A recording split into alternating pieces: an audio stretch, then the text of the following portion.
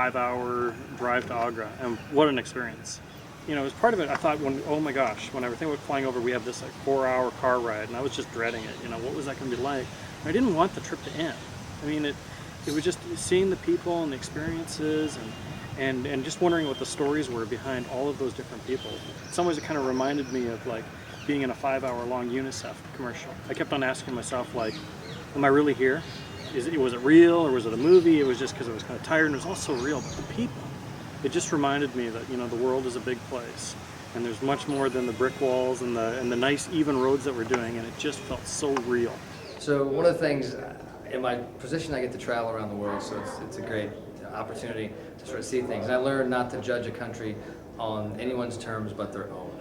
So when I see an experience like the road, you know, the Road to Agra, as it's called, the new Xbox game, I understand that that's the experience that's there. This is my name, Shubkumar. Yeah. Are you figure it Indian? You're from? State. Yeah, ये बात तो पूरा camera लेकर चल रहा है. Well, they told us before that there would be kind of a culture shock, but it was kind of, yeah, it was very hard to see those people there in the fields or sleeping on the streets.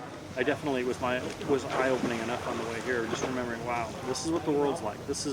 Don't think about the world in the terms that you know, that you normally come up with. Be a student of the world and try and experience the world on its own terms. And I think that's the key for Indians. I think it's important for anybody when they travel to a country to experience the country, to sort of, like Sheila said, to let the country sort of wash over them, to learn about it and to feel about it. You're in a place you've never been.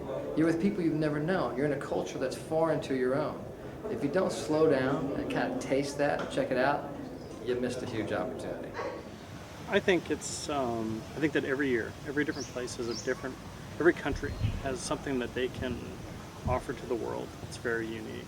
And I think that's actually just, the key part of it is that, you know, I think that was a real lesson coming here, and I don't know if it's intended or not, but that 4.5-hour drive was, you look at that drive and the people, and you start thinking about technology, and how can technology improve and change things. India's going through a massive transformation, and largely because of technology. So when I think about holding it here, I almost wonder, well, where else would you want to hold it? The Imagine Cup is kind of a software contest, so India is on the dawn to be the next IT leader community. So it's very interesting for us to see what the Indian guys are up to. It's created a new industry. It's created a quality of life opportunity. And so what is it going to do from now? You know, what you're asking is like, what happens from here on out? It continues to grow. This is the second time I attend an Imagine Cup event. The first time was in Brazil. In Brazil there are a lot of poor people, true. A lot of very rich people.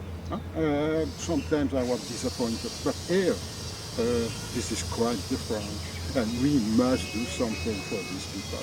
But at least we know what people are living, and this is very important. You fall in love with the place. It's an unexpected love affair. You expect that you'll experience that, and then you'll turn away and you'll go home and like, oh, that was an interesting trip. So for while I'm here, I'm just trying to look through India through their eyes, not trying to lay it out with how we think in the United States that the world should be and what's right.